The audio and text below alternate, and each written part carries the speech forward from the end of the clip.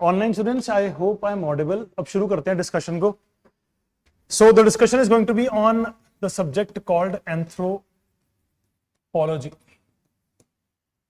Anthropology optional के बारे में बात करनी है। So I have around 50 minutes with you. 50 minute में हमने कुछ बेसिक चीजों को आंसर करने की कोशिश करनी है।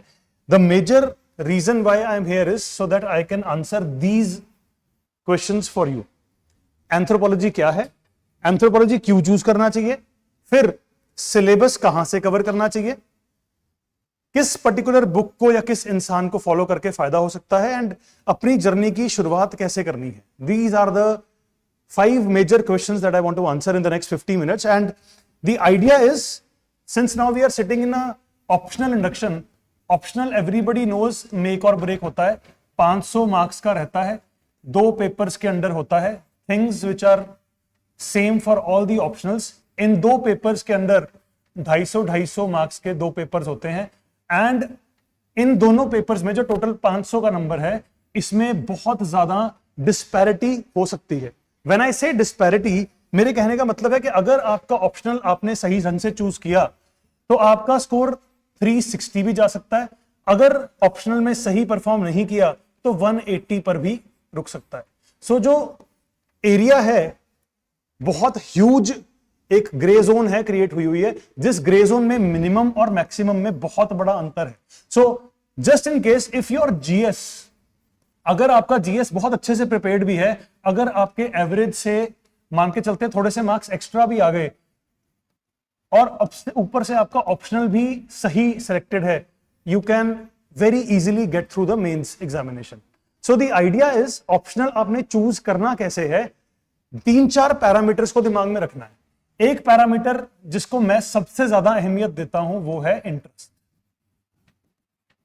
Interest is for me number 1, then comes everything else. Interest के बाद चाहे आप ये ले लो कि टाइम कितना लगता है, चाहे आप ये ले लो कि रिसोर्स मटेरियल की अवेलेबिलिटी कितनी है, चाहे आप ये देख लो कि वो स्टैटिक है या डायनामिक है, चाहे आप ये देख लो कि प्रीवियस ईयर में जो क्वेश्चंस आए हैं वो उनकी नेचर कैसी है। ये सब चीजें देखने के बाद आप डिसाइड करो कि आपका फाइनल एंथ्रोपोलॉजी ऑप्शन आपने चूज करना है नहीं करना, या कोई भी ऑप्शन चूज करना है। But for me this is for sure number 1।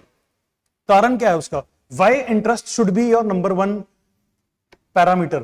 Simple सी बात है, जब जीएस की पढ़ाई कर रहे हो, जीएस में there is no option with you. आपने सारे सब्जेक्ट्स जो सब बच्चे कर रहे हैं वो करना ही करना है। सबने हिस्ट्री पढ़नी है, इकोनॉमी पढ़नी है, पॉलिटी पढ़नी है, ज्योग्राफी पढ़नी है, वही इन्वायरमेंट, वही साइंस एंड टेक है। सारे के सारे सब्जेक्ट्स सेम रहने वाले हैं फॉर एवरीवन एल्स। यहां पे आपके पास कोई चॉइस नहीं है। So this is the area where you can actually have a choice in a subject in which you feel comfortable, जहां पर आप कंफर्टेबल फील कर सकते हो। जिस सब्जेक्ट को इसको पढ़ने के बाद आपका पढ़ने का मन करे, that is the subject that I think that you should choose। अगर दिन में 12 घंटे पढ़ रहे हो, 12 नहीं 10 घंटे पढ़ रहे हो, 10 नहीं 8 घंटे पढ़ रहे हो, मेजॉरिटी पीरियड यहां पर 6 घंटे कोई दे रहा होगा, यहां पर 8 घंटे कोई दे रहा होगा, यहां पर कोई ना कोई 10 घंटे जीएस को दे रहा होगा। 10 घंटे जीएस को देने के बाद भी 2 घंटे पढ़ने की हिम्मत बचे, वो उसी सब्जेक्ट के अंदर पॉसिबल है जिस सब्जेक्ट में आपका इंटरेस्ट बनेगा। और आई थिंक मनीषा, आप तो पहले जानते हो इस सब्जेक्ट को बहुत अच्छे तरह से। मेरे को सिर्फ इतना लगता है कि ये सब्जेक्ट ऐसा है कि जिस सब्जेक्ट में आपको ह्यूमंस, जो हम खुद हैं, ह्यूमंस के बारे में अगर सब कुछ जानने का इंटरेस्ट है, then there is only one subject which is there, it is called anthro. Anybody who knows what is the meaning of anthropology? Study of human mankind. Study of human mankind में interesting चीज क्या है कि study of human तो history भी कर लेता है, स्टडी ऑफ ह्यूमन तो इकोनॉमी भी कर लेता है, पॉलिटी भी कर लेता है, बट फर्क क्या है? एंथ्रोपोलॉजी होलिस्टिक है। मतलब पॉलिटी सिर्फ इनके पॉलिटिकल स्ट्रक्चर्स को पढ़ती है, पॉलिटिकल ऑर्गेनाइजेशंस को पढ़ती है।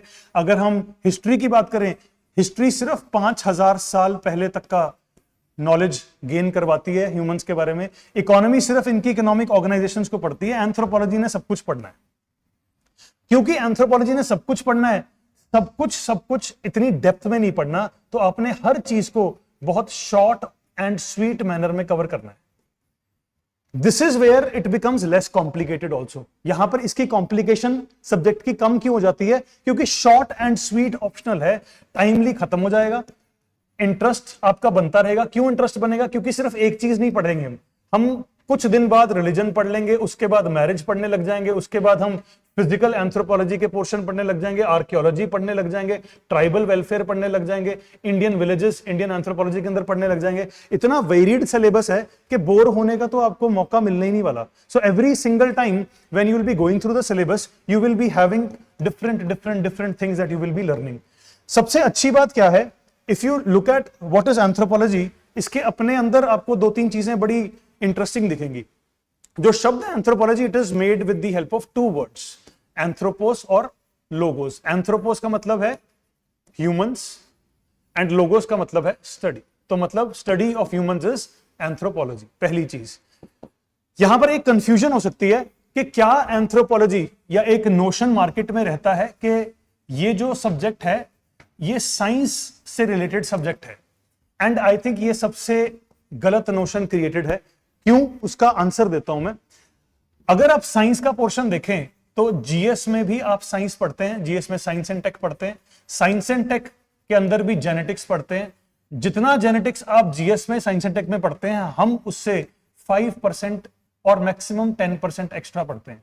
सो whatever you are reading in science and tech genetics का मटीरियल जो आपने पढ़ना है वो एनीवेज आपने जीएस के लिए पढ़ना ही पढ़ना है, पेपर उसमें से आता ही आता है।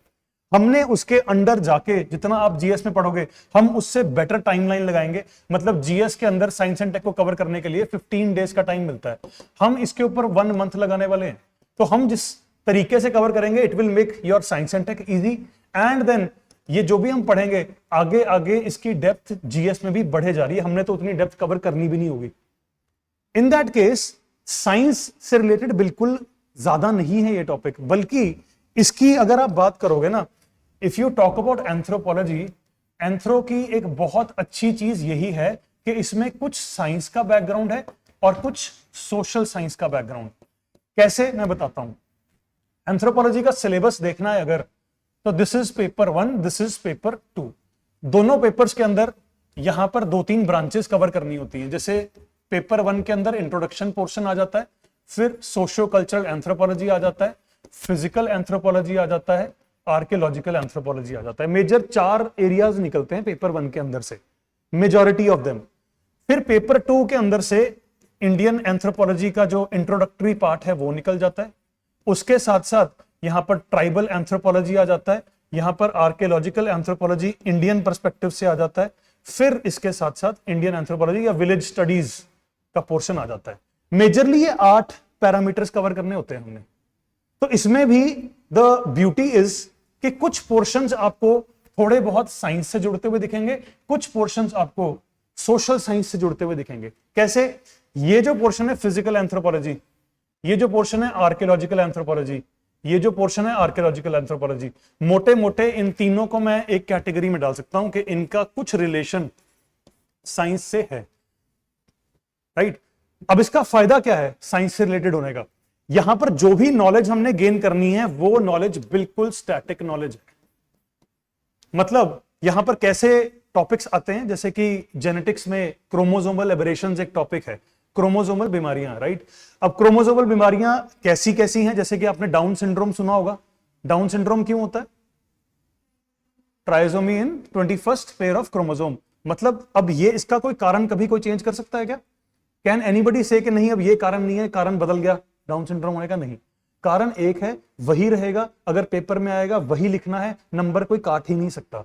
सो the element of science that this subject has, this is the reason why it can give higher marks, क्योंकि एलिमेंट साइंस का है। साइंस के अंदर लॉज हैं, साइंस के अंदर ऐसा नहीं है कि आपने अच्छा लिखा बुरा लिखा। आपको अगर नॉलेज है, आपने वही सीधी लिख दी नॉलेज, तो मार्क्स कट नहीं सकते, हायर मार्क्स मिलेंगे मिलेंगे। सोशल साइंस का पोर्शन भी है। अगर किसी को लगे कि नहीं मुझे दोनों का ब्लेंड चाहिए, तो ये वाला पोर्शन आपको कहां दिख जाता है? पूरा का पूरा सोशियो कल्चरल एंथ्रोपोलॉजी। इसमें क्या क्या पढ़ते हैं हम इसमें मैरिजेस भी पढ़ते हैं, रिलीजन भी पढ़ते हैं, पॉलिटिकल ऑर्गेनाइजेशन भी पढ़ते हैं, इकोनॉमिक ऑर्गेनाइजेशन भी पढ़ते हैं। जितनी भी चीजें हैं, किनशिप, फैमिली, मैरिज, ये सब इसके अंदर हम कवर कर लेते हैं। This is what your social studies portion is या सोशल साइंसेस पोर्शन इज। सो दोनों का ब्लेंड है। बहुत बढ़िया ब्लेंड है जिसके कारण मार्क्स बनते हैं। एक्चुअली में अगर हम देखें इस सब्जेक्ट को, कुछ किसी बड़े महान इंसान ने कहा था कि इट इज अ गॉसिप। हमने करना क्या है, 6 महीने 5 महीने हमने सिर्फ गॉसिप करनी है, चुगली करनी है। किसकी चुगली करनी है? ह्यूमन बींग्स की। क्योंकि हम ह्यूमन बींग्स को हर एंगल से जानने की कोशिश करते हैं, कि एंथ्रोपोलॉजी हर एस्पेक्ट को समझने की कोशिश करती है। So basically we are nothing but चुगलीखोर लोग, we are nothing but gossipers. हम गॉसिप करते हैं किसकी? ह्यूमंस की। क्यों? यही काम रहेगा हमारा अगले 5 महीने।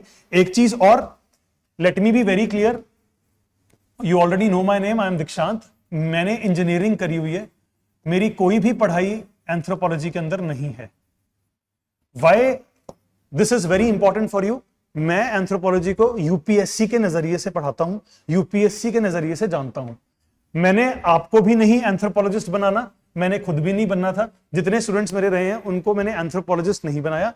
पेपर के लिए एंथ्रोपोलॉजी कैसे कवर करनी है, बेस्ट कैसे उसमें परफॉर्म करना है, उसको किस तरीके से इजीएस्ट पॉसिबल तरीके से कवर करना है, that is going to be my goal. My goal is not going to be कि मैं यहां पर खड़ा होकर आपको इंटिमिडेट करूं, डरा दूं, इतनी सारी नॉलेज है मेरे पास, देखो मैं क्या क्या जानता हूं, वो करने का मेरा कोई काम नहीं होगा। We are going to stick to the syllabus. Syllabus के ऊपर स्टिक रखेंगे अपने आप को। पीवाईक्यूज बहुत क्लोजली लेकर चलते हैं हम। पुराने बैचेस के एक्सपीरियंसेस आपके साथ मैं शेयर कर सकता हूं इफ यू वांट। तो syllabus will be our outline. हमारे पास एक फिक्स्ड टारगेट है कि सिलेबस के अराउंड हमने रिवॉल्व करना है। पीवाईक्यूज को देख के हमने डेप्थ समझनी है, कितनी डेप्थ में कोई टॉपिक को पढ़ना है। जितनी डेप्थ रिक्वायर्ड है उतनी डेप्थ तक हमने पहुंचना है। This is going to be the goal. इसके अलावा एंथ्रोपोलॉजी ब्लास्ट कब हुआ? Anthropology as a subject blasted in the year 2017। 2017 वो साल था जिसमें इस ऑप्शनल ने पहले टॉप 10 में से 4 रैंकर दिए, और इस समय पर ये जो ऑप्शनल था ये ब्लास्ट हुआ। और इसी 2017 के अंदर एक लड़की जिसका नाम था Lakshmi Nagappan, she was able to secure, आपको यहां पर एंथ्रोपोलॉजी में दिख रहा होगा, 362 marks paper 1 plus paper 2। She was able to secure 362। यहां से गेम चेंज हुई है। दिस इज द पॉइंट 2017 जहां से इस पॉइंट के बाद मेरे जैसे लोग जितने भी इंजीनियरिंग बैकग्राउंड के थे, किसी ने कोई पीएसआईआर में कुछ किया है, किसी ने कोई हिस्ट्री में अपनी बीए करी है, किसी ने पब्लिक एड में बीए करी है, उन सब लोगों को समझ में आया कि उनसे कहीं ज्यादा स्कोरिंग ये एक सब्जेक्ट हो सकता है। क्यों? क्योंकि साइंस का बैकग्राउंड भी दे रहा है, सोशल साइंस का एरिया भी दे रहा है, दोनों की वजह से स्कोरिंग बैठ रहा है। सो उसके बाद तो फिर नो लुकिंग बैक रहा है। Nobody has looked back after that. 2017 में ऐसा रिजल्ट जब आया, it shook the entire UPSC market, पूरा अरीना हिला इसके बाद। So 2017 के बाद आप देख लो, ऑलमोस्ट हर साल आपको टॉप 10 रैंकर दिख ही जाएंगे। अब ये खत्म ही नहीं होते, इतना मटेरियल अवेलेबल है एंथ्रोपोलॉजी का, इतनी गाइडेंस अवेलेबल है कि आपको कभी भी ऐसा फील नहीं होगा कि आई एम लॉस्ट। पॉसिबिलिटी ही नहीं है आपको लॉस्ट फीलिंग आ जाए, इतना मटेरियल आपको इसके अंदर इजीली अवेलेबल मिलेगा। और this is not the best part about that. Best part is if you look at 2017 and beyond, मैं कुछ डेटा पॉइंट ढूंढने की कोशिश कर रहा था कि डेटा पॉइंट में देखूं कि ऑन एन एवरेज जो टॉपर्स हैं उनका स्कोर कहां तक जा पा रहा है। This is the highest as I told you 362। इसके अलावा लुक एट द स्कोर्स, सारे ही स्कोर्स 300 टच कर रहे हैं। सिर्फ यहां पर 275 दिख रहा है आपको, यहां पर भी 20-25 नंबर आई थिंक बड़े आसानी से बढ़ सकते थे। But look at the scores, इन स्कोर्स को अचीव करना एंथ्रोपोलॉजी में पॉसिबल है, right? We can, history tells us, data tells us, we are not writing this on our own. ये सच्चाई में अवेलेबल है डेटा पब्लिक डोमेन के अंदर। मतलब अगर हमने तसल्ली से सिर्फ और सिर्फ सिलेबस को अंडरस्टैंड करके, पीवाईक्यूज की डेप्थ को अंडरस्टैंड करके ढंग से अपना सिलेबस कवर किया, प्रैक्टिस करी किसकी? आंसर राइटिंग की, तो ये स्कोर्स अचीव करना ये बिल्कुल पॉसिबल है। So this is the major reason why I think कि anthropology cannot be taken lightly at all. तो अगर आप बाकी ऑप्शंस को भी इवैल्यूएट कर रहे हो, ये आपको इवैल्यूएट करना चाहिए कि कितने ऑप्शंस ऐसे हैं जहां पर रेगुलरली लोग 350, 320, 325 टच कर पा रहे हैं। इसका मतलब पोटेंशियल किस पर्टिकुलर ऑप्शनल में है, you should be able to understand that. बहुत जरूरी है ये एनालिसिस करना है अगर अभी तक नहीं किया। बाकी तालियों वाली बात यह है कि एंथ्रोपोलॉजी ने जो लेटेस्ट यूपीएससी की एनुअल रिपोर्ट आई है उसमें भी आपको एंथ्रोपोलॉजी, जो कि एक्चुअली में बहुत लोग ग्रेजुएशन में नहीं करते, फिर भी आपको एंथ्रोपोलॉजी में ज्योग्राफी से ज्यादा बच्चे बैठे हुए दिखेंगे। बाकी सब्जेक्ट से तो कहीं ज्यादा दिख ही रहे हैं आपको, जैसे हिस्ट्री से कहीं ज्यादा दिख रहे हैं, हिंदी लिटरेचर से कहीं ज्यादा दिख रहे हैं। बाकी इसका एक और पेज भी है जिसमें और सब्जेक्ट्स भी हैं, but you can see that anthropology true and true always has more number of students who are trying to apply with anthropology. और इसके साथ साथ जो रिकमेंडेशन है वो भी अच्छी खासी है, राइट, अ डिसेंट नंबर। हालांकि मेरे हिसाब से ये एक सही मेजर नहीं होता, सही मेजर होता है कितने बच्चों ने अपीयर किया एंथ्रोपोलॉजी के साथ। मतलब पॉपुलर चॉइस मार्केट में चल क्या रही है, जो पॉपुलर चॉइस मार्केट में होगी उस पॉपुलर चॉइस का रिसोर्स मटेरियल भी आसानी से अवेलेबल मिलेगा, उसके अंदर जो भी आपको रिक्वायरमेंट है स्टडी मटेरियल की कोई दिक्कत नहीं आएगी। जिस डेप्थ में जाना है अपनी मर्जी से उस डेप्थ तक जाकर रुक सकते हो। अगले सवाल, next point where you might feel कि सर हमें जीएस में कोई फायदा होगा या नहीं होगा।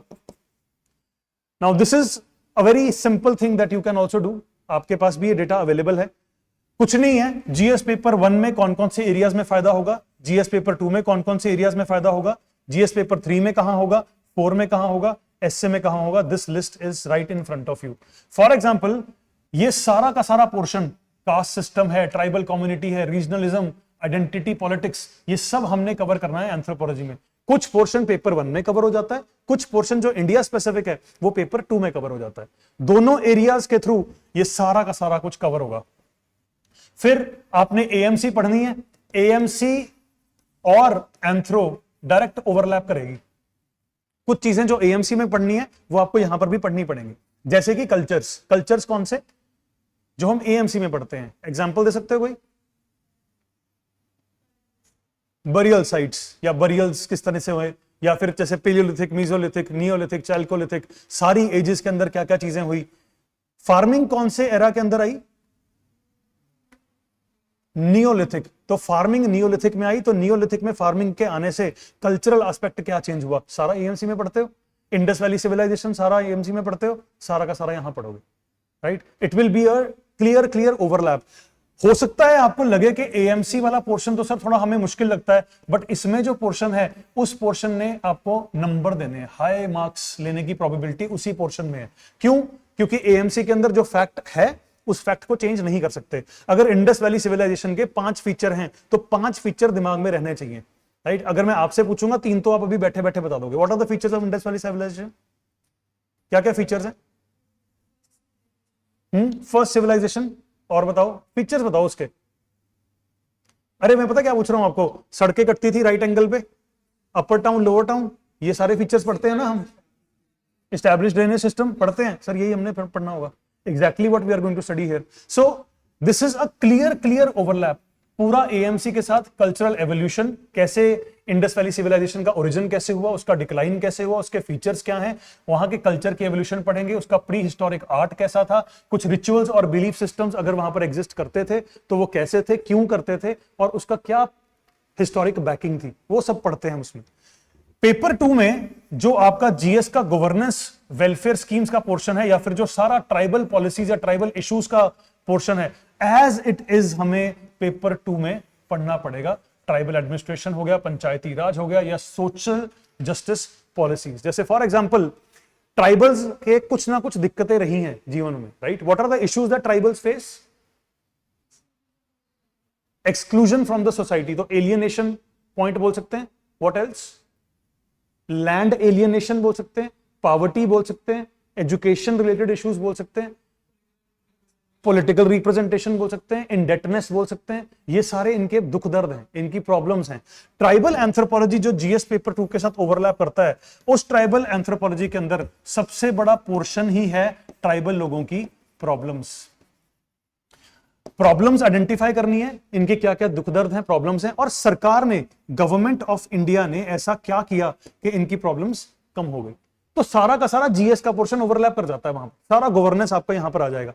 फिर एनवायरमेंट, बायोडायवर्सिटी में ट्राइबल लोग किस तरह से सस्टेनेबल डेवलपमेंट पे काम करते हैं, फ्लोरा फौना की मैनेजमेंट कैसे करते हैं, ट्राइबल इकोलॉजी का पोर्शन आ जाता है। या फिर कई जगह जहां सरकार ने डेवलपमेंट करने की कोशिश करी, सरकार की डेवलपमेंट के कारण ट्राइबल्स को नुकसान क्या क्या हो गया, राइट। हुआ ऐसा कुछ?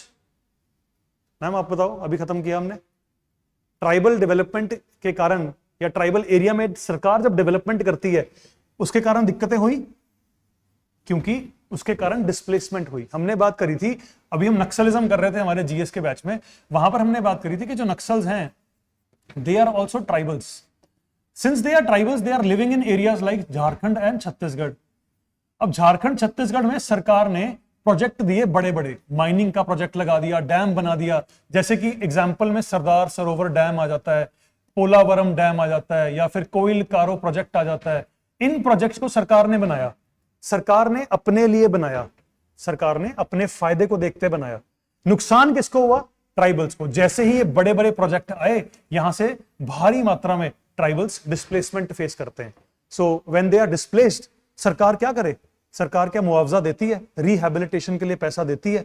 अगर नहीं देती तो क्यों नहीं देती? वो सारी के सारे एरियाज को हम इस पर्टिकुलर पोर्शन में कवर कर लेते हैं। फिर जो मेरा सब्जेक्ट, जो मैं यहां पर जीएसडी पढ़ाता हूं, जैसे कि इंटरनल सिक्योरिटी पढ़ाता हूं, इंटरनल सिक्योरिटी तो सारा का सारा कवर हो जाता है। Naxalism entirely is an ethnic movement और a movement because of under development. तो वो अंडर डेवलपमेंट के कारण क्या है, इनके ट्राइबल इश्यूज क्या हैं, ट्राइबल आइडेंटिटी की प्रॉब्लम्स क्या हैं, वो सारी की सारी चीजें हम यहां पे कवर कर लेते हैं। बोडोलैंड का मुद्दा हो गया, नागास का मुद्दा हो गया, वो सारा जो इंटरनल सिक्योरिटी जीएस का पोर्शन है, सारा का सारा एंथ्रो के साथ लिंक हो जाता है। इसके अलावा फिर जो बचा कुचा पोर्शन हो गया, वो तो फिर एथिक्स, इंटीग्रिटी एंड एप्टीट्यूड का जो आपका जीएस पेपर 4 है, उसमें ethical dilemma in field work, right. Field work करते समय डिलेमास कैसे आते हैं, राइट। अगर कोई एक एंथ्रोपोलॉजिस्ट है तो वो करता क्या है? दो तरह का एंथ्रोपोलॉजिस्ट हो सकता है। एक तो बोलते हैं हम आर्म चेयर एंथ्रोपोलॉजिस्ट। मनीषा, क्या होता है आर्म चेयर एंथ्रोपोलॉजिस्ट? मतलब जो फील्ड में नहीं जाता, बट जो मटेरियल ऑलरेडी अवेलेबल होता है, उस मटेरियल के ऊपर बैठ के रिसर्च लिख देता है, रिसर्च पेपर लिख देता है।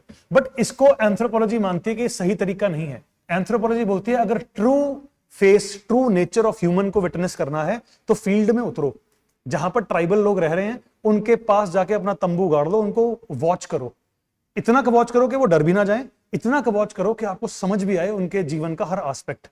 तो हम इसमें यह भी देखते हैं कि जब हम फील्ड वर्क करने उतरते हैं ग्राउंड पे, ट्राइबल एरियाज के अंदर अपना तंबू गाड़ के बैठ जाते हैं, तो एथिकल डिलेमास क्या क्या निकलते हैं, हम किस किस तरीके से हम लोगों को विटनेस करते हैं और किस तरीके से लोग फिर एक्ट करने की कोशिश करते हैं। So all those things we will try to understand. Essay में ऐसे काफी सारे एस्सेज होंगे जो स्पेसिफिकली इसके साथ रिलेट हो जाएंगे, जैसे कि आजकल एक कॉन्सेप्ट आ चुका है डिजाइनर बेबीज का, है ना। डिजाइनर बेबीज में you can pick the smile, you can pick the hair colour, you can pick the eye colour, ये चीजें चल रही है मार्केट में। So how those areas, since we will be covering genetics, genetics के साथ link होकर ये सारा डिस्कशन रहेगा हमारा। वो आपके सीधे सीधे ऐसे जो भी एसेज होंगे जो हल्के बहुत साइंटिफिक एरिया से रिलेट करेंगे, वो सारे आप कर पाओगे। जो भी सोशल इश्यूज के आसपास एसेज आएंगे, वो सारे सोशल इश्यूज के एसेज आप कवर कर पाओगे। फॉर एग्जांपल, जब हम एंथ्रोपोलॉजी कवर करते हैं उसमें पेपर 1 के अंदर मैरिज को डिस्कस करते हैं हम, तो हम मैरिज की एवोल्यूशन की बात करते हैं कि मैरिजेस पहले कैसी थी, प्रेजेंट कैसी हैं, फ्यूचर क्या हो सकता है। प्रेजेंट में हमें पता है कि there is already a concept going on which is called live in relationships. अब लिव इन रिलेशनशिप्स क्या मैरिज के इंस्टीट्यूशन को अंडरमाइन करते हैं? क्या ऐसा हो सकता है कि फ्यूचर में लिव इन करने में लोग ज्यादा कंफर्टेबल हों और मैरिजेस कोई करना ही ना चाहे? What will be the future of marriages? Will marriages still exist in the future? These things we will discuss. Similarly we will talk about religion. Religion की एवोल्यूशन हुई कहां से, रिलीजन बना कहां से, कितने प्रकार का रिलीजन है, रिलीजन की क्या मॉडर्न डे में जरूरत पड़ रही है हमें, क्या हमें फ्यूचर में रिलीजन दिख रहा है अपने आसपास आता हुआ, या फिर it will be replaced by a robot, होगा क्या फ्यूचर में? क्या बिलीफ सिस्टम हिल रहा है, कम्युनल टेंडेंसीज कैसी हैं ह्यूमंस की?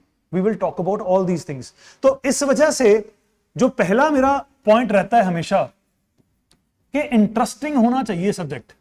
अगर इंटरेस्टिंग है तो अपने आप रात को घर पे सोने से पहले 2 घंटे पढ़ने का मन करेगा, किताब उठाने का मन करेगा, आंसर लिखने का मन करेगा, जानने का मन करेगा। I want to know more more and more. जहां पर बोरिंग लगने लगा या जहां पर इंटरेस्ट नहीं बन रहा, वहां पर वो मोटिवेशन लेके आना कि घर जाके पूरा जीएस पढ़ के पूरा दिन काम करने के बाद 2 घंटे ऑप्शनल उठाने का मन ही नहीं करता।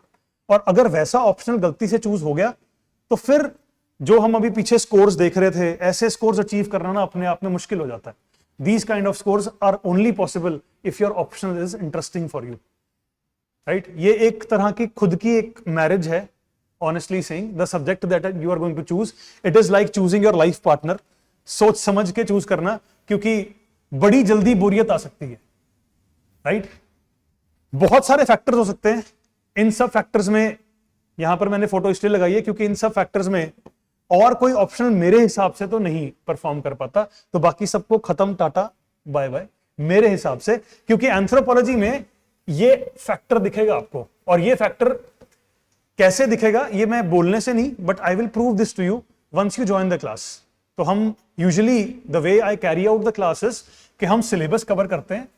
सिलेबस कवर करने के साथ साथ हम पीवाईक्यूज रेगुलरली देखते हैं. हम बार बार ये नोटिस करने की कोशिश करते हैं कि कौन सा टॉपिक कितना इंपॉर्टेंट है, कौन सा टॉपिक इतना ज्यादा रिटर्न ऑन इन्वेस्टमेंट नहीं देगा, किसके ऊपर बहुत एफर्ट लगाना है, किसके ऊपर एफर्ट लगाने की फिलहाल जरूरत नहीं है. तो जब आप पीवाईक्यूज, मैं आपको इतनी बार दिखा दूंगा पीवाईक्यूज क्लास में, आपको ये समझ में आ जाएगा कि कितने रिपीटेड क्वेश्चंस आते रहते हैं. दूसरी बात, सिलेबस अगर मैं बाकी सारे ऑप्शन से कंपेयर करूं, मैंने 3 ऑप्शंस ही देखे हैं अपने पूरे जीवन में जिनको मैंने सोचा था कि मैं लूंगा. उन तीनों में से मैंने एंथ्रोपोलॉजी फाइनल किया था. बट अगर मैं सिलेबस की बात करूं एंथ्रोपोलॉजी की, मेरे को क्यों पसंद आया था कि एंथ्रो का सिलेबस वेल डिफाइंड है. वेल डिफाइंड मतलब जितने भी एस्पेक्ट कवर करने चाहिए आपको, टॉपिक के अंडर जो टॉपिक है वो भी मेंशन करके दिया है. यूपीएससी नहीं टेंशन ही खत्म कर दी. मतलब उन्होंने मैरिजेस तो बता दिया कि मैरिजेस पढ़नी है आपने. मैरिजेस के साथ साथ एक टॉपिक आता है types of marriages. Types of marriages की भी लिस्ट निकाल के खुद ही सिलेबस में डाल के दे दी. मतलब आपको कहीं भागने की जरूरत ही नहीं पड़नी. You already are going to be aware कि मेरा दायरा जो है, मेरी जो बाउंड्री है, वो बाउंड्री मेरी क्या रहने वाली. दूसरी बात, इंटरडिसिप्लिनरी नेचर है. कुछ दिन हिस्ट्री पढ़ेंगे, कुछ दिन अचानक से बायोलॉजी पढ़ेंगे, कुछ दिन अचानक से इकोनॉमी पढ़ने लग जाएंगे. We will keep changing the subjects, hence it can never become boring. Potential बहुत ज्यादा है क्योंकि साइंस का एलिमेंट भी है, सोशल साइंस का एलिमेंट भी है. फॉर एग्जाम्पल सोशियोलॉजी सब्जेक्ट है. सोशियोलॉजी में सिर्फ सोशल साइंस का एलिमेंट है. उसमें अगर कोई बच्चा बहुत अच्छे आंसर लिखना जानता है, उसकी लैंग्वेज पे पूरी कमांड है, वो अपने आप को बहुत अच्छे तरीके से एक्सप्रेस कर सकता है. आई विल से कि फिर आपको सोचने की जरूरत नहीं है. आप सोशल स्टडीज वाले बच्चे हो, आप सोशियोलॉजी के अंदर कंफर्टेबल रहोगे. अगर किसी को लगता है कि नहीं यार मेरे को एक्सप्रेशन उतना मेरा अच्छा नहीं है, शायद मेरे को ऐसा कोई सब्जेक्ट चाहिए कि जिसमें मैं पढ़ने के बाद जो एज इट इज मेंशन कर दूं, मेरे को नंबर मिल जाए, नंबर बनने चाहिए. अगर कोई सोचता है कि प्रैक्टिकल सब्जेक्ट चाहिए, वहां पर एंथ्रोपोलॉजी थोड़ा सा बेटर स्कोर कर जाता है इस एलिमेंट के कारण, because of the element of scientific portion that it has. Apart from that, ये तो चलो प्रॉब्लम कभी रही ही नहीं है एंथ्रोपोलॉजी के लिए. मैं ऐसे अगर बोल दूं 2017 के बाद ये प्रॉब्लम तो रही ही नहीं.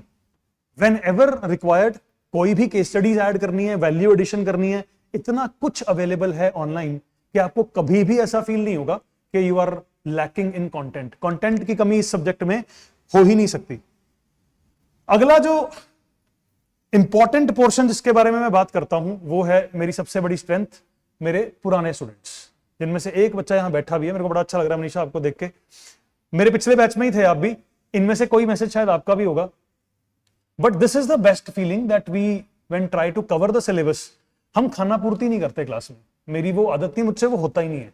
मतलब मेरे अंदर वो प्रॉब्लम है मेरी कि अगर टाइम एक्स्ट्रा भी लग जाएगा तो लग जाए, बट मैं कोशिश करता हूं कि सिलेबस जो कमिटेड है वो सिलेबस पूरा हो, जो कमिटमेंट है वो पूरी हो. अगर कुछ नहीं हो सकता वो मैं बोलूं ही ना. मैं कोशिश करता हूं कि मैं ऐसी कोई कमिटमेंट ही ना करूं कि मैं ना ही पूरी कर पाऊं. बट ऐसा अभी तक तो मैंने नहीं होने दिया, एंड आई एम 100% श्योर मैं आगे भी नहीं होने दूंगा. So these are some of the testimonials which are very very very close to my heart. बहुत क्लोज हैं मेरे. अगर आपको लगता है कि आप पढ़ना चाहते हो एंथ्रोपोलॉजी और आप ये नहीं समझ पा रहे कि शुरुआत कैसे करनी है, तो अभी के लिए अगर मन है सब्जेक्ट में कुछ आगे बढ़ने का, तो कुछ एक पेपर 1 के बुक्स, कुछ एक पेपर 2 की बुक्स उठा सकते हो. ये सारी लिस्ट है आपके पास, बड़ी इजीली अवेलेबल है. फॉर एग्जांपल, सबसे आसान तरीका क्या है? The easiest way is to go for IGNOU MA material which is freely available on the internet. Freely available है। हम बहुत सारी एडिशंस इसके थ्रू भी करते हैं अपने क्लासेस के अंदर। अगर पढ़ने को बोल दूं मैं आपको, या अगर आपने सेल्फ स्टडी करनी हो, तो ये सारी बुक्स आपको पढ़नी चाहिए ताकि आप बड़े अच्छे से इस सब्जेक्ट को फुली कवर कर लो। ये आप लोगों को पूरी की पूरी पीडीएफ मिलेगी। I will share it across in the group also. But problem क्या है? प्रॉब्लम है कि अगर हम इन सबको पढ़ने लगे, फॉर एग्जाम्पल सोशियोलॉजी पढ़नी शुरू कर दी, बायोलॉजी की एनसीईआरटी बुक पढ़नी शुरू कर दी, फिर एक पूरी एम्बर एंड एम्बर की किताब उठाई जो सोशियोलॉजी के बच्चे भी पढ़ेंगे, आप भी पढ़ोगे, तो वो सोशियोलॉजी ऑप्शनल वाले हैं, आप एंथ्रोपोलॉजी ऑप्शनल वाले हो, किताब आप सेम पढ़ रहे हो। इनमें टाइम वेस्ट हो सकता है। You can waste a lot of time when trying to go through each and every single book. So the best way is what we try to do in classes, we try to bring everything to notes. हम क्या करेंगे? ये सारा कुछ notes की form में आपके hand written mode के ऊपर पहुंचेगा। So क्लास के अंदर you already might be aware के 2:30 से लेकर 4:30 की क्लास होती है ऑप्शनल की। इस 2 घंटे की क्लास में हम टॉपिक डिस्कस भी करते हैं। टॉपिक को डिस्कस करने के बाद उसके नोट्स भी क्लास में बनवाते हैं। कुछ नोट्स क्लास में बनते हैं, कुछ नोट्स की पीडीएफ जाती है। कुछ एरियाज में जहां मुझे लगता है कि मैं चाहता हूं कि आप जाकर इस पे एक्स्ट्रा एफर्ट लगाओ, वो एक्स्ट्रा एफर्ट के कुछ टॉपिक्स मैं आपको देता हूं। आपको टेम्पल टाइम मिलता है, पढ़ो, घर जाके रिसर्च करो। एक पॉइंट बहुत ध्यान से समझना है हमने कि ऑप्शनल सब्जेक्ट में जितना फैकल्टी का एफर्ट लगता है ना, वो एग्जैक्टली 50-50 हो जाता है। 50% अगर मेरा एफर्ट लगेगा ना, 50 आपका लगना चाहिए। अगर आपने अपना 50 लगा दिया तो फिर तो कोई टेंशन ही नहीं है। बट अगर आपने अपना 40-30 भी लगाया, because you may be sometimes busy with GS, sometimes कोई और कारण, कोई और पेपर दे रहे हो, कोई साथ में ग्रेजुएशन चल रही है, मेरा 50 तो लगना है। देखो, वो तो मेरी कमिटमेंट है, क्योंकि वो सिर्फ एक बच्चे के लिए नहीं, वो बाकी सबके लिए भी लगना है। So my 50 is always going to be there, उसमें तो कोई कमी होगी नहीं। बट अगर आप भी किसी तरह से 40-50 के बीच में कहीं अपना एफर्ट ले आओगे ना, तो ये सारी के सारे सिलेबस के अंदर इतनी सारी किताबें बिना पढ़े भी आप बहुत बेटर आंसर्स लिख पाओगे। Idea very simple, focus will be और आंसर राइटिंग। कॉन्सेप्ट में एक चीज हमने फॉलो करनी होगी। What I would request everybody who is going to take this option, anthro की क्लास लगाई, घर जाके रिवाइज किया, जो टॉपिक डिस्कस किया उसके शॉर्ट नोट्स बने और उससे रिलेटेड पीवाईक्यू सॉल्व कर लिए। ये 4 स्टेप प्रोसीजर है। इसके अलावा मैं कुछ नहीं आपसे मांगूंगा। These are the 4 steps that I want you to do. Class तो लगानी है आपने, क्लास लगा के घर गए, रिवाइज किया, अगर कुछ नहीं समझ आया अगले दिन डिस्कस किया, अगर डिस्कस करने के बाद सिचुएशन सॉल्व हो गई, इमीडिएटली उस टॉपिक का शॉर्ट नोट क्रिएट किया और उसके ऊपर बेस्ड अगर कोई पीवाईक्यू आया है तो लिखा, बात खत्म। साथ के साथ पीवाईक्यूज लेकर चलने हैं। हम ये नहीं कर सकते कि सर एक काम करते हैं, पहले पूरा पेपर 1 कर लेते हैं, उसके बाद इसकी आंसर राइटिंग शुरू कर लेंगे, या फिर पेपर 2 कर लेते हैं, उसके बाद आंसर राइटिंग। नहीं, ये तो बहुत डिले हो जाएगा। We can not delay. साथ के साथ जैसे टॉपिक्स खत्म होंगे, आंसर राइटिंग और पीवाईक्यूज लिखने शुरू करने। तो क्लास में आई थिंक अगर कल से क्लास हमारी शुरू हो रही है तो विद इन 3 डेज, अगले 3 दिन के अंदर अंदर आई थिंक मैं आपको पहले 2-3 क्वेश्चंस लिखने के लिए दे दूंगा। हमने उस तरीके से काम करना है। जितना जल्दी हमारा अंदर का डर खत्म होगा आंसर राइटिंग का, उतना अच्छा है।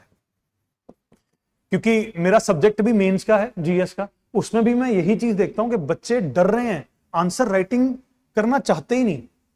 कर सकते हैं, समझते हैं, सिचुएशन में कॉन्सेप्चुअल क्लैरिटी पूरी है, इशू को 100% तरीके से समझते भी हैं, बट जब ये काम आ जाता है तो पता नहीं what holds them back. I don't understand sometimes. रुक जाते हैं, फिर रोक लेते हैं अपने आप को, और जहां रुक जाते हैं वहीं अपने आप को अपने सपने से बहुत दूर कर लेते हैं। वहीं पे खुद ही यूपीएससी को धक्का मार देते हैं। सो this is one area that I do not really like, कि हम रुकें और अपने आप को रोकने की कोशिश करें। सिलेबस अगर पूरे ढंग से समझना है, उसके लिए there is a video that is available on the internet. YouTube के ऊपर ये वीडियो गई हुई है, इसके ऊपर ऑलरेडी 10-11 हजार व्यू आ रखे हैं। मतलब अच्छे से मैंने कोशिश करी है कि सिर्फ 10 मिनट के अंदर अंदर, only in 10 minutes I explain the syllabus के इसमें क्या क्या करना होता है। पेपर 1, पेपर 2 आपको शॉर्ट में समझा देता हूं। पेपर 1, पेपर 2, पेपर 1 भी 250 का, पेपर 2 भी 250 का। पेपर 1 के अंदर majorly 3 areas, socio cultural anthropology, physical anthropology, archaeological anthropology. इसके अलावा there is an introductory part. इसी पोर्शन में एक और पार्ट आ जाता है जिसको हम बोलते हैं इंट्रोडक्शन के साथ साथ थ्योरीज। तो थ्योरीज होगी, इंट्रोडक्शन हो गया, सोशो कल्चरल हो गया, फिजिकल हो गया, आर्कियोलॉजिकल हो गया। फिर आ जाता है पेपर 2, रिलेटिवली स्मॉलर है, सिलेबस कम है, बट आता ये भी 250 नंबर का, मतलब कम पोर्शन में से ज्यादा नंबर ले सकते हैं। यहां पे क्या करना पड़ेगा, इंडियन एंथ्रोपोलॉजी करनी पड़ेगी और ट्राइबल एंथ्रोपोलॉजी, फिर इंडियन आर्कियोलॉजी का पोर्शन भी होगा। तो इस पर्टिकुलर पोर्शन को अगर आप देखो तो ये कॉमन पोर्शन है, तो ये यहां पर भी है, यहां पर भी है, तो इसको हम दोनों को इकट्ठा कवर करते हैं क्लास में। सो हम इसको अलग मानते ही नहीं, it is integrated, paper 1 plus paper 2 इकट्ठा चलता है। ये करना क्या होता है इसमें, जैसे कोई फॉसिल आया, फॉसिल की स्टडी करी, फॉसिल की स्टडी इंटरनेशनली क्या है, इंडिया क्या है, उसी टाइम पे इंटरनेशनल फॉसिल पढ़ लिए, उसी टाइम पे इंडियन फॉसिल पढ़ लिए, ये वाला पोर्शन। इस पोर्शन से हो सकता है आपको इनिशियली लगे कि यार ये करना पड़ेगा, कैसे होगा, बट माइंड यू, अगर ये टॉपिक पे आपने एफर्ट लगाया, आपको पूरे नंबर देगा, ये पूरे नंबर देगा। क्यों पूरे नंबर देगा, जैसे कि मान के चलते हैं कि मेरा फेस है, राइट, या फिर हमने उस दिन क्लास में we were discussing about mongoloid race, है ना, हम बात कर रहे थे कि कुछ ऐसे लोग हैं जो नॉर्थ ईस्ट में रहते हैं, they have specific facial features, कुछ स्पेसिफिक फेशियल फीचर्स हैं। ये फेशियल फीचर्स ऐसे क्यों हैं, क्योंकि they are not from north east, actually they belong to mongoloid race. Mongoloid race थी, ग्रेजिंग करते करते साउथवर्ड्स आना शुरू कर गए, नॉर्थ ईस्ट और साउथ ईस्ट एशिया में जाकर सेटल डाउन हो गए। तो जो करंट लोग रहते हैं इन एरियाज में, उनको मोंगोलॉइड रेस बोलते हैं। मोंगोलॉइड रेस के कुछ फेशियल फीचर्स हैं, ना आप बदल सकते हो, ना आप नए डाल सकते हो, ना आप पुराने भूल सकते हो। क्या क्या फेशियल फीचर्स निकलते हैं, हाइट छोटी है, राइट, स्टेचर हमेशा मीडियम टू शॉर्ट रहेगा, ज्यादा लंबी हाइट नहीं हो सकती, right, biologically it is impossible. दूसरा एपिकेंथिक आई फोल्ड है, आंखें आपको छोटी अपीयर होती हैं, it is because there are 2 layers of these eyelids, जिसको एपिकेंथिक आई फोल्ड बोल देते हैं। फ्लैट फेस है, nose cannot be prominent, nose will never be prominent, it will always be a flat face. ये 3 features हो गए। There will be no prognathism in the jaw, मतलब jaw बाहर को बाहर नहीं, प्रोट्रूटेड नहीं होगा, जिस तरह से नीग्रोज का होता है, जॉ एरिया इज आउटवर्ड्स, उनका कोई आउटवर्ड नहीं होगा, इट विल बी स्ट्रेट। ये 4 फीचर हैं, यही लिखने पेपर में। कोई बदल सकता है इसको, बदल ही नहीं सकता कोई। देयर इज इम्पॉसिबिलिटी कि somebody will add or subtract anything। यही होता है आर्कियोलॉजिकल पोर्शन। तो कौन कौन से फॉसिल कहां कहां पर आए, उनके फीचर्स क्या हैं, क्रेनियल कैपेसिटी मतलब दिमाग कितना बड़ा है, उन चीजों की डिस्कशन होती है। एक बात बताओ मेरे को, ह्यूमन रेस में जैसे जैसे ह्यूमंस आगे बढ़े, जैसे जैसे इंसानों की एवोल्यूशन हुई, क्या हमारे दिमाग का साइज बढ़ा है, क्रेनियल कैपेसिटी बढ़ी है, एविडेंस है इस बात का।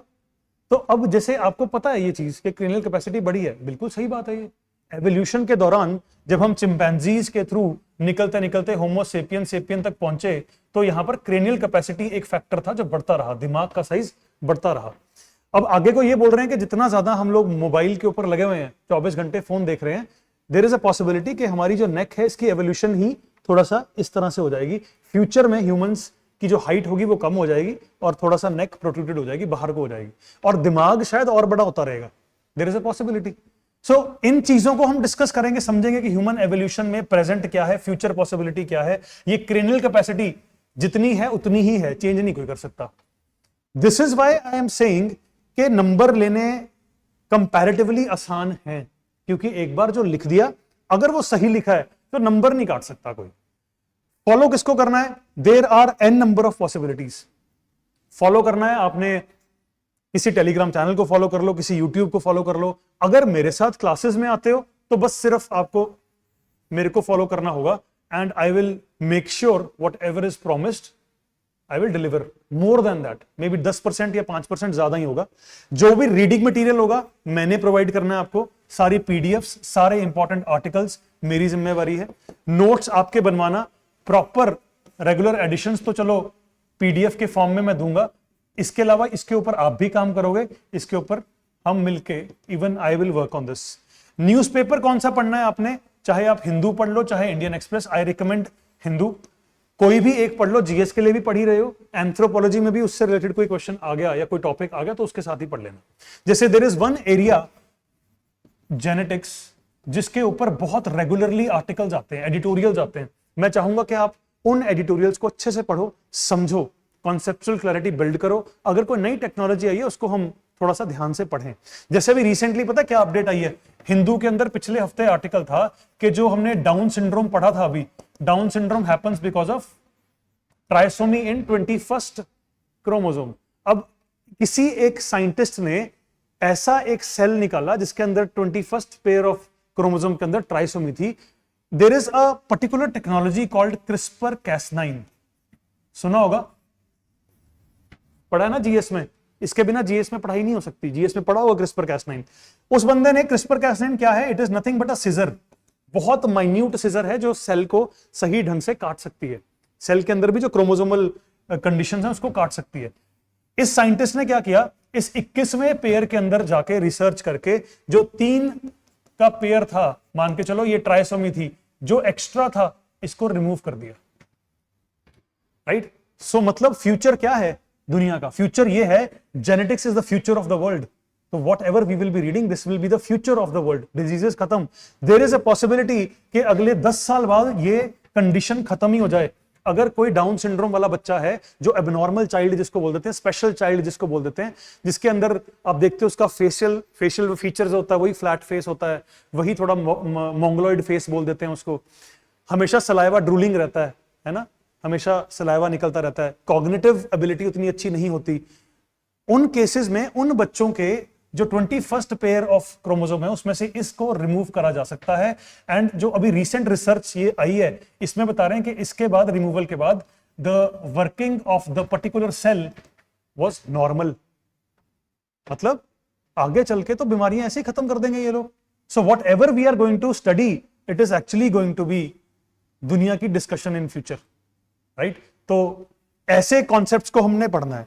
सबसे पावरफुल चीज एक और होती है कि जो हमारे नोट्स होते हैं, क्या उनमें से पेपर में पूछा जाता है? ये एक बार सवाल आएगा माइंड में कि यार जो नोट्स हम लिखेंगे क्या आता है उसका। देख लो, ये 2023 के मैं कुछ पुराने क्वेश्चंस पढ़े थे, मैं 24 के ऐड कर दिए। ये क्वेश्चन है 23 का, scope and relevance of socio cultural anthropology. ये नोट में मैंने आपको डिक्टेट करवाना होता है। सो ये नोट एज इट इज आपके डिक्टेशन में जाएगा। मतलब what ever the question is, सीधा आपके नोट्स में से होगा, आपने आंसर करना है।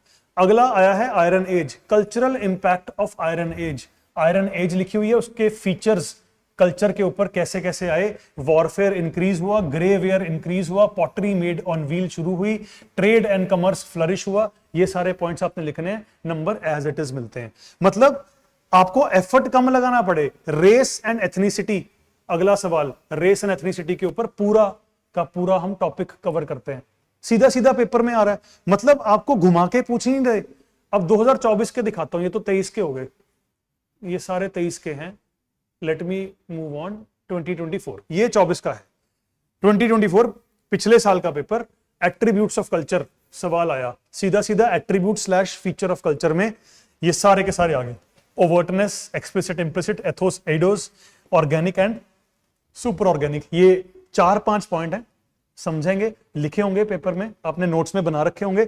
बस सिर्फ इतना करना है कि ढंग से इसको रिवाइज करके, पीवाईक्यूज के साथ प्रैक्टिस करके पेपर में लिखना कैसे है, आंसर राइटिंग करनी कैसे है, एफर्ट आपका वहां जाना है। मतलब एफर्ट इसमें नहीं जाना चाहिए कि आप मटेरियल इकट्ठा करो पहले उसके बाद पढ़ना शुरू करो, नहीं, मटेरियल आपको दिया जाएगा, आपने सिर्फ कॉन्सेप्ट बिल्ड करना है, घर जाके रिवाइज करना है, लिखना है उसको, सिर्फ इतना काम है। अगला क्वेश्चन इसी के अंदर से निकल के आया, हड़प्पा का मैरीटाइम ट्रेड। सीधा सीधा मैरीटाइम ट्रेड का आपको ये पर्टिकुलर पोर्शन मिलेगा। फिर अगला सवाल आया, critical perspective on avoidance and joking relationship. चलो ये तो मैं दिखाता ही नहीं, मनीषा बता सकते हो क्या होता है avoidance and joking relationship? If you remember, बहुत इंटरेस्टिंग डिस्कशन थी ये, अवॉइडेंस एंड जोकिंग रिलेशनशिप। याद करवाऊं? कहते हैं कि कुछ ऐसे रिलेशंस होते हैं, रिश्ते होते हैं जो मैरिजेस के बाद बनते हैं। मैरिजेस के बाद जो रिश्ते बनते हैं उनमें से कुछ रिश्ते होते हैं जो अवॉइडेंस के रिश्ते होते हैं, जिनमें एक दूसरे को अवॉइड करना होता है, दैट इज द नॉर्म। कुछ ऐसे रिश्ते होते हैं जिनमें जोक मारना एक्सेप्टेबल है, जोक मारना एक्सेप्टेबल है। और यूजुअली जो छेड़ा छाड़ी वाले रिलेशनशिप होते हैं, देयर आर सम जिसमें अवॉइडेंस होता है, जिसमें आप बात भी नहीं कर सकते, घूंघट भी नहीं उठा सकते। कुछ रिश्ते ऐसे होते हैं, कुछ रिश्तों में जोकिंग अलाउड होती है। जीजा साली अवॉइडेंस में आएगा या जोकिंग में आएगा? It is a joking relationship. मजाक कर सकते हो, एंजॉय कर सकते हो, एक दूसरे को कुछ भी बोल सकते हो, किसी की भी टांग खींच सकते हो, बट इसका क्रिटिकल पर्सपेक्टिव पूछ लिया पेपर में। What is the critical perspective of a joking relationship? Joke करते करते कई बार आप दायरा भूल जाते हो, you cross the line. Sometimes you hate और sometimes you hurt somebody so bad कि आपको समझ ही नहीं आता आपका जोक कब किसी के दिल पे लग गया और वो कब एक रिलेशनशिप में उसने दरार डाल दी। तो जोकिंग रिलेशनशिप के ऊपर सवाल आ गया। क्रिटिकल पर्सपेक्टिव, अवॉइडेंस रिलेशनशिप, जैसे कि daughter in law and father in law, avoidance relationship है, किसी तरह की ज्यादा इंटरेक्शन नहीं है, कोई बहुत ज्यादा खुल के बात नहीं हो पाती और थोड़ा सा एक पर्दा रहता है हमेशा, there is always going to be a पर्दा। तो अवॉइडेंस रिलेशनशिप का क्रिटिकल पर्सपेक्टिव क्या है बताओ? सोशल डिस्टेंसिंग हो सकती है। दूसरी बात, अगर किसी को कोई प्रॉब्लम है किसी से, nobody will ever come clean and nobody can very freely और frankly discuss the issue, क्योंकि कभी डिस्कशन नहीं हो सकती। तो अगर अवॉइडेंस रिलेशनशिप है, even smaller things can create a problem with respect to social cohesion. Family का स्ट्रक्चर खराब हो सकता है अगर अवॉइडेंस रिलेशनशिप में बहुत ज्यादा कोर आइडियोलॉजी वाले बच्चे हैं या कोर आइडियोलॉजी वाले लोग हैं। अगला सवाल पूछा लीथल एंड सब लीथल जीन। लीथल जीन कौन सी है? ये देखो, ये नोट लिखा हुआ है अवॉइडेंस एंड जोकिंग रिलेशनशिप का, एज इट इज आपने लिख देना। देखो वही जो आपने बोला वही यहां पर लिखा होगा। एग्जाम्पल क्या है अवॉइडेंस का? Daughter in law and father in law लिखा हुआ है। फीचर क्या है? फॉर्मल रहना है, रिस्पेक्टफुल रहना है, लिमिटेड और नो डायरेक्ट इंटरेक्शन, आंखों में आंखें डाल के देख भी नहीं सकते। सो हम इंडियन सोसाइटी के पर्सपेक्टिव से देख रहे हैं इसको। आपने नहीं सोचना कि हम तो सर चंडीगढ़ में रहते हैं, हमारे यहां तो ऐसा कुछ भी नहीं है। नहीं, हमने Indian society as a whole को देखकर ये चीजें समझनी है, right. Often found between in laws और क्रॉस जनरेशनल किन। तो इन चीजों को एज इट इज पढ़ा है पेपर में, क्रिटिकल पर्सपेक्टिव पूछ लिया। क्रिटिकल पर्सपेक्टिव यहां पर मेंशन्ड है, राइट। तो पेपर के अंदर जो चीजें पूछी जा रही हैं वो हम कहीं ना कहीं वो चीजें हम समझ पा रहे हैं कि जो सिलेबस में एज इट इज पूछ लेते हैं। लीथल एंड सब लीथल जीन, सीधा सीधा आर्टिकल लिखवाया हुआ। लीथल जीन कौन सा है? अगर किसी इंसान के अंदर कोई ऐसा लीथल जीन हुआ तो वो मर जाएगा, he will not be able to survive. So a gene which can kill somebody is a lethal gene. So यही आपको दिखेगा रिजल्ट ऑफ म्यूटेशन। जब म्यूटेशन होगी उन जीन्स की जो एक्चुअली में ग्रोथ के लिए एसेंशियल होने चाहिए थे, वो लीथल जीन होते हैं, which can cause abnormality and harmful expression that can even lead to death of an individual. उसको लीथल जीन बोल देते हैं। सब लीथल जीन क्या हो गया फिर? जिससे शायद कोई मरे ना, somebody may not die, but उसको एक ऐसी जीवन भर की बीमारी दे जाएगा कि उसको सारा जीवन उसके साथ बीमारी के साथ ही निकालना पड़ेगा। कॉन्सेप्ट बहुत सिंपल है। These are concepts. अब कोई मुझे बोले कि सर ये तो बहुत कोर बायोलॉजी है, ये बायोलॉजी नहीं है। This is not biology at all, this is only and only genetics. So ये जो मिसकंसेप्शन है इसको दूर रखना बहुत जरूरी है। हम जेनेटिक्स पढ़ते हैं, हम बिल्कुल भी बायोलॉजी नहीं पढ़ते। फिर आ गया haemoglobin, haemoglobin in health and disease. तो हेमोग्लोबिन फिजियोलॉजिकल कैरेक्टर में से पहला कैरेक्टर लिखवाया था हेमोग्लोबिन। हेमोग्लोबिन क्या है, कितना होना चाहिए मेल्स का, कितना फीमेल्स का होना चाहिए, क्या हेल्दी लेवल्स हैं, क्या प्रॉब्लमेटिक लेवल्स हैं, अगर हेल्दी लेवल्स नहीं है तो आयरन की डिफिशियंसी है। क्या इंडिया के अंदर एचबी लेवल वुमेन का ट्राइबल एरिया में ज्यादा ही लो होता है?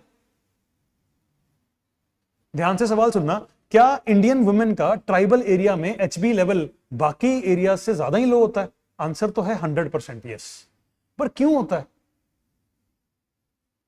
Why women have comparatively lower HB levels than in comparison to other females in other parts of the same country?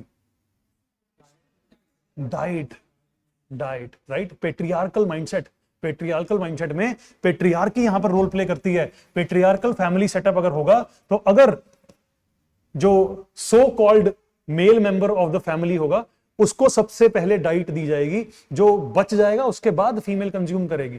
In that case, since females और women are not getting enough nutrients, enough iron, उसके कारण iron की deficiency which is leading to deficiency of haemoglobin.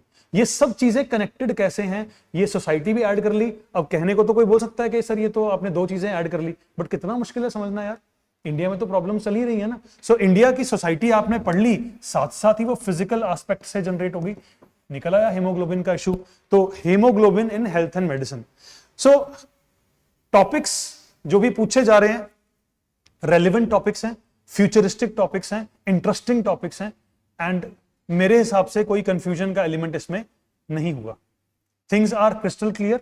Optional subject is very powerful, not just because I think ये UPSC ने एक subject they दिया, but I think अगर वैसे भी एंथ्रोपोलॉजी पढ़ के आपको बहुत कुछ सीखने को मिलेगा यार। दिमाग के जितने भी दरवाजे हैं सब खुलेंगे, एवरीथिंग विल ओपन अप। क्योंकि जरूरी एक्चुअली होता क्या है ना, जितने भी बाकी सब्जेक्ट्स हैं वो किसी एक पर्सपेक्टिव को पढ़ाएंगे, वो उसी में गुम रह जाओगे आप। पॉलिटी अगर पढ़ ली तो बस वो आर्टिकल ही सपने में आएंगे, शेड्यूल ही सपने में आएंगे, वो एक ही माइंडसेट डेवलप होता है। So anthropology will help you to know about polity also, economy also, geography also, culture also, society also, physical aspect also। आपको पता है जब से मैंने ये सब्जेक्ट डीपली पढ़ना शुरू किया, मेरे हेल्थ के पैरामीटर इंप्रूव हुए हैं। मेरे हेल्थ के पैरामीटर, नॉट बिकॉज मेरे को समझ में आया, बट मुझे अब समझ में आया कि एक्चुअली में जैसे हार्मोनल चेंजेस आते हैं माइंड में, के दिमाग में चलते हैं। हम इसमें एक और चीज पढ़ते हैं, हम पढ़ते हैं कि ना लाइफ साइकिल इंसान का कैसा होता है। जब उसका बर्थ होता है तो वो क्या क्या फेस करता है, फिर एडल्टहुड पे क्या क्या फेस करता है, मैच्योरिटी पे क्या क्या फेस करता है, फिर बुढ़ापे के समय उसकी अंदर क्या क्या चेंजेस आते हैं। So you will understand what your small brother और sister is going through, what your mother is going through, what your father is going through, what your grandfather और grand mother will be going through. सब समझ में आता है आंखों के सामने। जब पढ़ते हैं ना हम इस सब्जेक्ट को, सब दिखता है कि क्या हो रहा है। और कुछ ऐसी चीजें भी सीखेंगे जो आपको ऐसा लगेगा कि वाह यार, ये कभी सोचा ही नहीं हमने, सोचा क्यों नहीं हमने। फॉर एग्जाम्पल, एक बड़ी इंटरेस्टिंग चीज मैंने आपके साथ क्लास में शेयर करी थी, आई थिंक लास्ट टाइम, कि कुछ बच्चे होते हैं छोटे छोटे, उन बच्चों के सिर पे अगर आप हाथ लगाते हो ना, if you hold their head, तो you find there is a dent on the head, right? Why is there a dent? आप कभी भी देखना, किसी छोटे बच्चा, किसी का है घर पे छोटा बच्चा, एक बार देखना घर जाके, उसके प्यार प्यार से उसके सिर पे हाथ लगाना, आपको यहां डेंट फील होगा, राइट हेयर। डेंट क्यों होता है? इसको बोलते हैं सूचर। सूचर है ये, विद एज इसने भरना है। सो पहले जब लोगों को एज देखने का कोई और तरीका नहीं था, तो वो सूचर की सिचुएशन देख के दे यूज्ड टू अंडरस्टैंड कि कितना का बच्चा ओल्ड होगा, कितनी उम्र में जाके इसका सूचर फुली फ्यूज हो जाएगा, भर जाएगा, राइट? तो ये सब चीजें प्रैक्टिकल है यार। Nobody would know but you would know. Nobody would know about religion the way you would know. Nobody would know about the body, human body, that you would know. That is, I think, what is the beauty of the subject. So, class यहीं पे close करेंगे, batch कल से ही शुरू हो रहा है। तो अगर आप इंटरेस्टेड हैं तो कल मिलेंगे 2:30 बजे पूरे, एंड अपनी ऑप्शनल की जर्नी की शुरुआत कल से करेंगे। Thank you, take care guys, bye bye, see you all. कुछ ऑनलाइन के बच्चे हैं, उनसे मैं सवाल जवाब कर लेता हूं। आप लोग फ्री हो, आप लोग मूव कर सकते हो। Thank you, bye bye. Anisha, sir what is the course duration? Anisha, course हमारा जुलाई में शुरू हो रहा है। So my aim is going to be that December 15th तक we will try to wrap it up. इतना टाइम मैं इसलिए ले रहा हूं क्योंकि मैं क्लास में नोट्स डिक्टेट करूंगा। I want to dictate everything, I don't want to just say कि खुद से पढ़ लेना, वो वाला काम नहीं होगा। सो हर चीज आपके नोट्स में होनी चाहिए। Isha Sharma, sir I am confused about between public art and anthropology is a short subject. Anthropology is a short subject, can be completed in short time, but I have to start preparing it from basics. यार आप कोई भी subject उठाओगे basic से ही शुरू करोगे। सो ऐसा तो नहीं है कि आपको बहुत ज्यादा पब्लिक एड में एज मिला होगा ऑलरेडी। तो I think if you want to begin with basics, तो आप इवेल्युएट करो दोनों को, check both the demo lectures, दोनों लगाओ, दोनों में से जो बेस्ट लगेगा go with that. Sir how much is it based on current affairs? Dhruv, अगर करंट अफेयर की बात करो ना, there is one unit called 12.0 unit है पेपर 1 की, which is application of anthropology. वो एक एरिया है जो इमर्जिंग एरिया है। फिजिकल एंथ्रोपोलॉजी, जैसे मैंने बताया कि क्रिस्पर कैस9 ने अब एक बीमारी ठीक करने की कोशिश करी, तो that is one area which is current. इसके अलावा बाकी सब स्टैटिक है। Sectional text will be included, Vishnu, sectional test इसका पार्ट रहेंगे। Sir, have studied in your institute. Wanna say if you are not from Chandigarh, Delhi, is it better option to go study Chandigarh lacks study environment? यार I think study environment जैसी कोई चीज नहीं होती यार। Study environment में I think if you are motivated enough, तो पढ़ा तो कहीं भी जा सकता है। दिल्ली मैंने पढ़ाया भी है, दिल्ली में रहा भी हूँ, दिल्ली में पढ़ा भी हूँ। दिल्ली में मुझे तो कोई रहने लायक एनवायरमेंट भी नहीं मिला, स्टडी एनवायरमेंट तो बहुत दूर की बात है। So it is totally up to you, if you feel comfortable there बिल्कुल जाओ, सोचो ही मत। सर रिकॉर्डेड क्लासेस अवेलेबल होंगी इस सेशन के बाद, बिकॉज सेम टाइम पे मेरी जीएस का बैच होता है। दीक्षा, हो सकता है आप दिल्ली से कोई इंस्टीट्यूट से पढ़ रहे हो, तो अगर आपको इसका रिकॉर्डेड बैच चाहिए तो आपको ये वाला बैच नहीं मिलेगा, इससे पिछला बैच जो मेरा पिछले साल का है उसका मिल जाएगा आपको रिकॉर्डेड एक्सेस। सो अगर कोई भी और सवाल आ रहा है, since the next optional introduction is going to begin, आप ये नंबर नोट कर सकते हो, ये मेरा पर्सनल नंबर है। If anybody has any doubt, any question, any concern, मेरे को इस नंबर के ऊपर व्हाट्सएप कर दो, एंड जो भी डाउट होगा I will be more than happy to take that doubt, चाहे वो क्लास के टाइमिंग को लेकर हो, सिलेबस को लेकर हो, प्राइस को लेकर हो, whatever it is, feel free to contact me. Take care guys, bye bye, मैं क्लास को क्लोज कर रहा हूं। नंबर नोट कर लो, मैं नंबर यहां पे लिख भी देता हूं just in case you are not able to. Number has been shared. अपने डाउट्स मुझे यहां पर भेजो, बाकी की डिस्कशन हम अलग से कर लेंगे। Take care, see you, bye bye.